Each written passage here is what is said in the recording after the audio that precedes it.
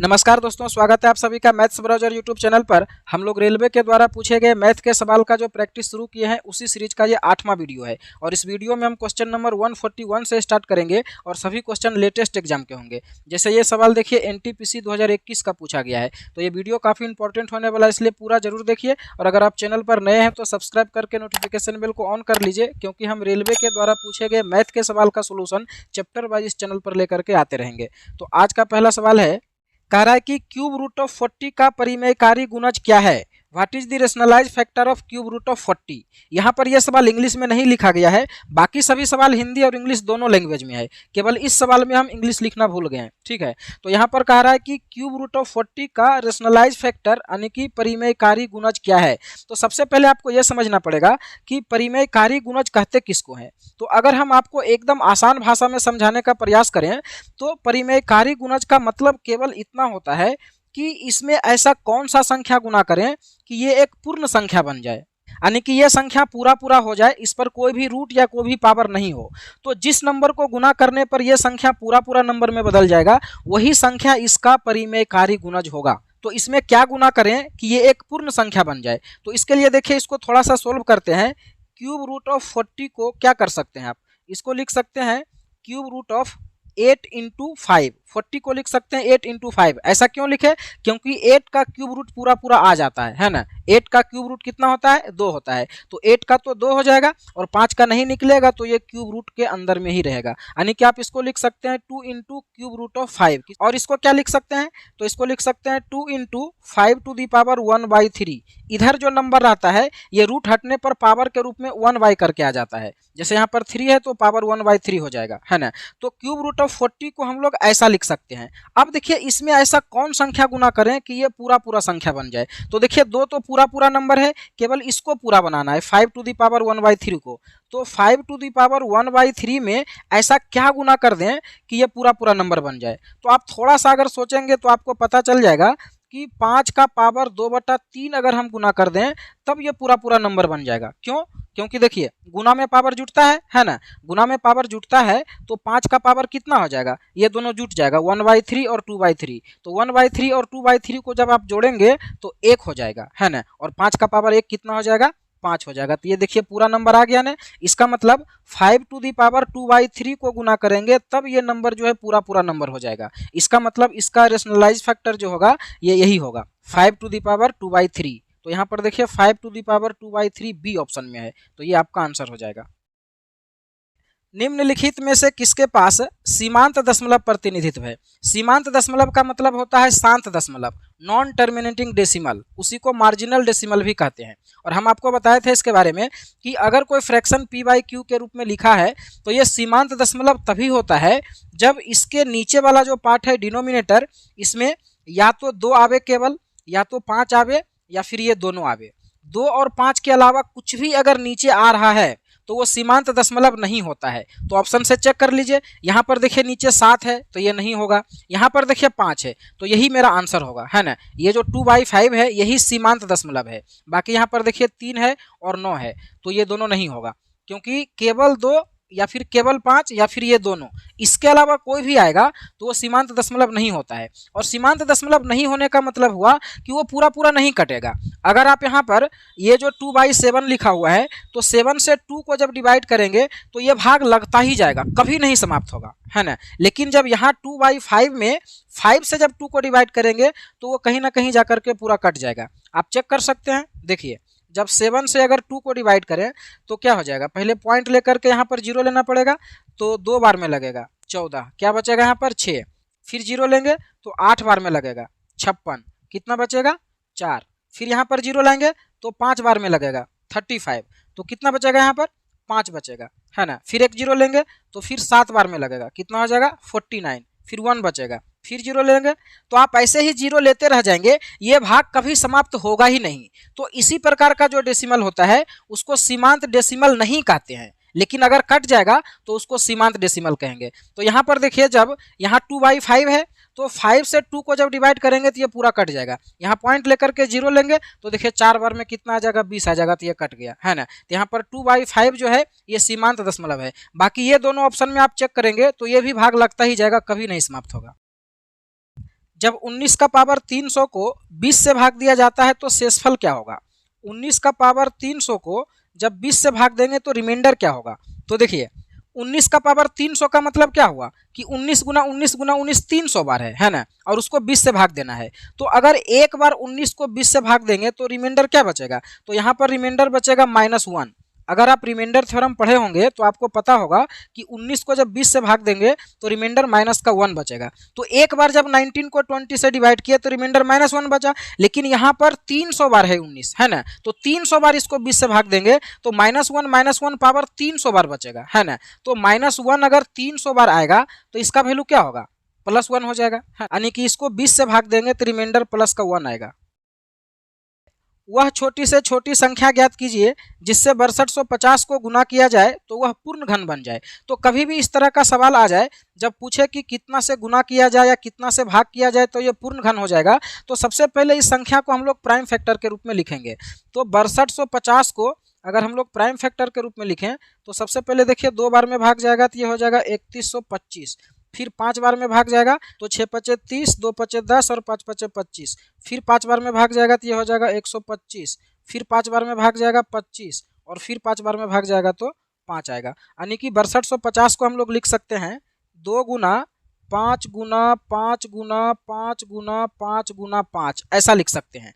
तो इस तरह से प्राइम फैक्टर के रूप में लिखने के बाद जितना भी फैक्टर है सभी को 3-3 का पेयर लगाना है ना। जैसे देखिए यहाँ पर ये 3 का एक पेयर बन गया, लेकिन अब यहाँ पर 3 का पेयर नहीं बन रहा है तो हमें यहाँ पर पेयर बनाना पड़ेगा, है ना, एक्स्ट्रा गुना करके। तो देखिए यहाँ पर 2 बार 5 है तो एक बार और अगर हम 5 गुना कर दें तो इसका पेयर बन जाएगा 3 का, है ना, और इसका अगर 3 का पेयर बनावें तो यहाँ पर देखिए एक ही बार 2 है तो 2 बार 2 और गुना करना पड़ेगा, है ना। तो 2 और 2 बार गुना करना पड़ेगा। तो बस देखिए इतना जब गुना करेंगे तब ये 3-3 का पेयर बन जाएगा, है ना, और तभी ये परफेक्ट क्यूब होगा, पूर्ण घन होगा। यानी कि इतना से गुना करना पड़ेगा 2 गुना 2 गुना 5 से। तो वही यहाँ पर कह रहा है कि किससे गुना किया जाए कि ये पूर्ण घन बन जाए, तो इससे गुना करना पड़ेगा। कितना हो जाएगा? 5 दूना 10 दूना 20, तो 20 मेरा आंसर होगा। कितनी 3 अंकीय संख्याएं 7 से विभाजित करने पर शेषफल 1 छोड़ती है? यानी कि 3 अंक का ऐसा कितना संख्या होगा जिसको 7 से भाग देने पर 1 रिमाइंडर आवे? तो सबसे पहले देखिए 3 अंक का संख्या होता कहाँ से कहाँ तक है? तो 3 अंक का जो संख्या है वो 100 से शुरू होता है और कहाँ तक जाता है? 999 तक जाता है ना। तो इसके बीच में हमको ऐसा संख्या लेना है जिसमें 7 से भाग देने पर 1 शेषफल आवे। तो ऐसा पहला संख्या कौन होगा? तो देखिए 100 के बाद ऐसा पहला संख्या जिसमें 7 से भाग जाता है वो 105 होता है ना। 15 गुना 7 105 होता है, तो 105 तो पूरा पूरा डिवाइड हो जाएगा 7 से, तो हमको एक शेष बचना चाहिए, माने एक ज़्यादा लेना पड़ेगा। तो पहला संख्या क्या ले लेंगे? 106 ले लेंगे। फिर आगे क्या होगा? तो 7 जोड़ते जाएंगे तो आगे 113 होगा, और इस तरह से कहाँ तक जाएगा? तो 999 के पहले ऐसा कौन संख्या होगा जिसमें 7 से भाग देने पर शेषफल 1 आवे? तो डिवाइड करके देख लेते हैं। 7 से अगर भाग दें 999 में तो क्या होगा? एक बार में जाएगा 7, बचेगा 2, 9 हो जाएगा, 7 चौका 28, 1 बचेगा 9, 7 दूना 14 बचेगा 5। तो यहाँ पर देखिए 5 बच रहा है, यानी कि 999 में अगर हम 5 माइनस कर दें तब ये 7 से डिवाइड हो जाएगा। तो 999 में 5 माइनस करेंगे कितना हो जाएगा? 994 हो जाएगा। तो 994 ऐसा संख्या जिसमें 7 से भाग चला जाएगा लेकिन हमको शेष बचना चाहिए एक, है ना। तो इसमें 1 बढ़ा देंगे यानी कि 995 लेंगे, तो ये कहाँ तक जाएगा? 995 तक जाएगा, है ना। तो 106 113 इस तरह से कर करके 7-7 का गैप में 995 तक जाएगा। तो इस सीरीज में कितना संख्या होगा वही मेरा आंसर होगा। तो देखिए ये जो सीरीज है ये एपी में है, यानी कि समानांतर श्रेणी में है, और समानांतर श्रेणी में एक फार्मूला पढ़े होंगे कि एनवा पद जो टी एन होता है ये होता है A plus N minus 1 into D. ये होता है फार्मूला समानांतर श्रेणी में एनवा पद निकालने के लिए। तो ये जो एनवा पद है टी एन, इसका मतलब होता है लास्ट का संख्या, और ए का मतलब होता है पहला टर्म, है ना, और एन का मतलब इसमें कितना टर्म होगा जो हमें निकालना है, और डी का मतलब डिफरेंट, जितना का ये डिफरेंट है, 7-7 का यहाँ पर डिफरेंट है ना। तो इस फार्मूला से हमें एन का वैल्यू पता चल जाएगा कि इसमें कितना टर्म है। तो देखिए यहाँ पर बैठा में तो टी एन का मतलब क्या हो जाएगा? 995 इज इक्वल टू ए का मतलब 106 प्लस n माइनस 1, एन तो हमें निकालना है तो n को n ही रहने देते हैं, n माइनस 1 इंटू डी क्या हो जाएगा? 7 का डिफरेंट है ना। तो इसको सोल्व करने से क्या होगा? ये देखिए 995 है इज इक्वल टू ये हो जाएगा 106 प्लस ये 7n माइनस 7 हो जाएगा, है ना, 7n माइनस 7, और इसको सोल्व करेंगे तो 995 इज इक्वल टू 106 में देखिए 7 अगर कम हो जाएगा तो कितना बचेगा, 99 बचेगा, है ना, 99 और प्लस 7n। अब क्या होगा, तब 99 देखिए इधर आके माइनस हो जाएगा तो इधर बचेगा 7n, तो 7n इज इक्वल टू कितना हो जाएगा, ये इधर जाके घटेगा तो ये बचेगा 896। तब देखिए 7 से कट जाएगा, कितना बार में कटेगा, 1 7 7 बचेगा 1 19, तो 2 बार में लगेगा 14 बचेगा 5, फिर 8 बार में लगेगा कट जाएगा, है ना, यानी कि n का वैल्यू 128 आया। मतलब इस सीरीज में टोटल 128 संख्या है और मेरा आंसर भी 128 ही होगा। अगला सवाल है, कह रहा है कि which of the following statement are incorrect, यानी कि इसमें से कौन ऐसा स्टेटमेंट है जो गलत है, ये आपको पूछ रहा है। तो देखिए सबसे पहले कह रहा है कि कोई सबसे बड़ी प्राकृत संख्या नहीं है, तो ये तो सही है, क्योंकि सबसे बड़ी प्राकृत संख्या कौन है ये आप नहीं कह सकते हैं, क्योंकि गिनती का कभी अंत ही नहीं होगा। तो कौन संख्या सबसे बड़ा है ये आप नहीं कह सकते हैं, तो ये तो सही है। फिर कह रहा है कि एक सबसे छोटी प्राकृत संख्या है, तो ये भी सही है, एक सबसे छोटा प्राकृत संख्या है, क्योंकि प्राकृत संख्या जो है वो 1 से शुरू होता है। अगर पूर्ण संख्या का बात करें तो पूर्ण संख्या 0 से शुरू होता है, तो यहाँ पर एक सबसे छोटी प्राकृत संख्या है, ये सही है। फिर कह रहा है कि शून्य सहित सभी प्राकृत संख्याएं पूर्णांक कहलाती है, ये आपका गलत है, क्योंकि अभी हम बताए थे कि प्राकृत संख्या जो है 1 से शुरू होता है, लेकिन यहाँ कह रहा है कि शून्य सहित सभी प्राकृत संख्या, तो शून्य तो प्राकृत संख्या होता ही नहीं है, तो यही गलत हो गया। फिर देखिए लास्ट ऑप्शन कह रहा है कोई सबसे बड़ी पूर्ण संख्या नहीं है, तो ये भी सही है, क्योंकि पूर्ण संख्या में सबसे बड़ा कौन होगा ये आप नहीं कह सकते हैं, क्योंकि संख्या अनलिमिटेड होता है। जैसे प्राकृत संख्या अनलिमिटेड होगा उसी प्रकार से पूर्ण संख्या भी होगा, है ना। तो यहाँ पर जो सही आंसर हो जाएगा ऑप्शन सी, क्योंकि कह रहा है कि कौन गलत है, तो गलत स्टेटमेंट कौन है, सी। कि 200 से कम सबसे बड़ी अभाज्य संख्या कौन है, तो 200 से कम जो सबसे बड़ी अभाज्य संख्या है वो 199 है। देखिए इस तरह का चीज़ ने आपको याद होना चाहिए, और अगर आप रेगुलर एग्जाम देते हैं या फिर रेगुलर प्रैक्टिस करते हैं तो ऐसे ही ये सब आपको पता होगा, क्योंकि ये सब चीज़ बार बार आते रहता है। क्योंकि एग्जाम में आप चेक करने जाएंगे तो टाइम लग जाएगा, यानी कि 200 से तुरंत कम ऐसा कौन संख्या है जो किसी से नहीं कटेगा, तो आपको चेक करना पड़ेगा, है ना। तो आपको याद होना चाहिए कि 199 ऐसा संख्या है 200 के तुरंत पहले जो किसी से नहीं डिवाइड होगा, यानी कि अभाज्य संख्या होगा। ये भी देखिए बहुत अच्छा सवाल है, कह रहा है कि निम्नलिखित में से कौन सी परिमेय संख्या √5 और √7 के बीच में है। तो ये एकदम कॉमन सेंस का सवाल होता है, इसमें कुछ भी नहीं करना रहता है। कह रहा है ये चारों ऑप्शन में कौन ऐसा संख्या है जो √5 और √7 के बीच में है। तो देखिए √5 का वैल्यू क्या होगा, तो √5 का जो वैल्यू है इतना तो निश्चित है कि 2 से बड़ा होगा, है ना, क्योंकि √4 का वैल्यू होता है 2, यहाँ √5 है तो 2 से बड़ा होगा, इतना तो पता चल गया, 2 पॉइंट कुछ होगा। अब ये जो √7 है इसका वैल्यू क्या होगा, तो इसका जो वैल्यू है ये 3 से छोटा होगा, है ना। √7 का जो वैल्यू है वो 3 से छोटा होगा, क्योंकि 3 जो है वो √9 का वैल्यू है और यहाँ पर √7 है, इसका मतलब 3 से छोटा होगा। तो यहाँ से हमको ये पता चल गया कि जो मेरा आंसर होगा वो 2 से बड़ा और 3 से छोटा होगा। तो देखिए सीधा सीधा दिख रहा है कि ये आपका आंसर होगा, क्योंकि ये देखिए 2 से छोटा है तो आंसर नहीं होगा, ये देखिए 3 से बड़ा है और ये भी 3 से बड़ा है, तो 2 और 3 के बीच में जो होगा वही आंसर होगा। तो ये है 2 और 3 के बीच में। सबसे छोटी धनात्मक संख्या जिसे 4 अंकों की सबसे बड़ी संख्या में जोड़ा जाना चाहिए ताकि योग 307 से पूरी तरह विभाज्य हो सके, यानी कि ऐसा सबसे छोटा संख्या आपको पता करना है जिसको 4 अंक की बड़ी संख्या में अगर जोड़ दें तो 307 से पूरा पूरा भाग हो जाए। तो हम लोग क्या करेंगे, 4 अंकों की जो सबसे बड़ी संख्या है क्या होगा, 1 2 3 4 बार 9 होगा, है ना। ये 4 अंकों की सबसे बड़ी संख्या है, तो इसको कह रहा है कि 307 से भाग होने के लिए इसमें क्या जोड़ना चाहिए। तो ये पता चलेगा जब इसमें भाग दे करके देखेंगे तब। तो भाग देंगे अगर, तो यहाँ पर देखिए 3 बार में जाएगा सबसे पहले, तो ये कितना हो जाएगा 921 हो जाएगा, है ना। तो ये बचेगा 8, यहाँ पर बचेगा 7, फिर यहाँ पर 9 उतारेंगे, तो यहाँ पर देखिए ये बार 3 बार में नहीं लगेगा, 2 बार में लगेगा। तो 2 बार में लगाएंगे तो कितना हो जाएगा, 7 दूना 14, हाथ में रहा 1 और 30 दूना 60 और 1 61 हो जाएगा। तो ये कितना बचेगा 5 और यहाँ पर बचेगा 7 और यहाँ पर 1, तो देखिए 175 बच रहा है। अब ध्यान से समझिए, यहाँ पर कह रहा था कि कितना जोड़ें कि ये पूरा पूरा कट जाए, तो देखिए यहाँ 175 बचा है और पूरा पूरा कटने के लिए यहाँ पर कम से कम 307 होना था, है ना। अगर यहाँ पर कम से कम 307 होता तो एक बार में भाग लग जाता और कट जाता, है ना। इसका मतलब हमें कितना जोड़ना पड़ेगा, 175 को 307 बनाना पड़ेगा, तो कितना जोड़ना पड़ेगा, तो 307 में 175 को माइनस कर दीजिए, है ना। तो ये कितना हो जाएगा 2, 10 में से 7 जाएगा 3 और ये 2 में से 1 जाएगा 1, 132, यानी कि 132 जब जोड़ेंगे 4 अंकों की सबसे बड़ी संख्या में तब वो 307 से भाग हो जाएगा। तो मेरा आंसर क्या हो जाएगा 432। कह रहा है कि इतना और इतना के उत्पाद पर दशमलव बिंदु के दाईं ओर कितने अंक होंगे, यानी कि इन दोनों को जब गुना करेंगे तो गुना करने के बाद जो संख्या आएगा उसमें दशमलव के दाईं ओर कितना अंक आएगा। तो देखिए इसमें कुछ भी नहीं करना रहता है, दोनों संख्या मिला करके दशमलव के दाईं ओर कितना अंक है, यहाँ पर देखिए 2 अंक है दशमलव के बाद 1 2, और इधर 1 2 3 4 5, इधर 5 और इधर 2, दोनों मिला कितना होता है 7। तो जब इन दोनों को गुना करेंगे ना तो गुणनफल में दशमलव के दाईं ओर 7 अंक आएगा, यानी कि दोनों को मिला करके जितना है उतना ही आएगा, है ना। तो इसका आंसर क्या हो जाएगा 7, सी ऑप्शन। यदि एक धनात्मक संख्या में 3 की कमी की जाती है तो वह संख्या के व्युत्क्रम के 28 गुना के बराबर है, तो संख्या ज्ञात करिए। यानी कि कह रहा है कि एक संख्या जो है, मान लिया जाए ए संख्या है, तो इसमें जब 3 कम कर देते हैं तो कम करने पर क्या होता है, इस संख्या का जो व्युत्क्रम है, व्युत्क्रम क्या हो जाएगा 1/a, तो व्युत्क्रम का कह रहा है 28 गुना हो जाता है ना, ये हो जाता है। जब एक संख्या में 3 कम कर देते हैं तो इस संख्या के व्युत्क्रम का 28 गुना हो जाता है, यानी कि ऐसा हो जाएगा, है ना। इसको अगर क्रॉस मल्टीप्लीकेशन करेंगे तो ये हो जाएगा a² minus 3a is equal to 28 हो जाएगा। तो यहाँ पर देखिए हो जाएगा ये a² minus 3a minus 28 is equal to 0। तो ये देखिए ये क्वाड्रेटिक इक्वेशन हो गया, द्विघात समीकरण।